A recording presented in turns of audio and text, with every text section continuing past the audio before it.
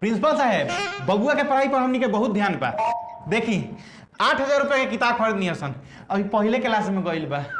अच्छा किए खरीद लिए, अब री एडमिशन भी करा लीजिए। पिछला साल एडमिशन तो हो गई रहे। अरे वो तो एडमिशन हुआ था, अब री एडमिशन लेना है। बच्चा क्लास 1 में गया ना।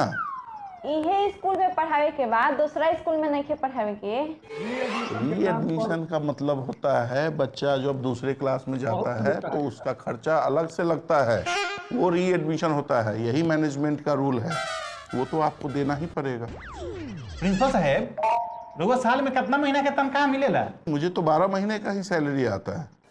तो हमनियों के साल में 12 ही महीना का सैलरी मिलेला। हर महीना अपना तनख्वाह में से 5,000 रुपया निकाल के रख देवेनी कि अपना बबुआ के स्कूल फीस जमा करे। तो हर साल 12वां महीना रउआ लोग इनका ऐसा का हो जाला कि री एडमिशन के नाम पर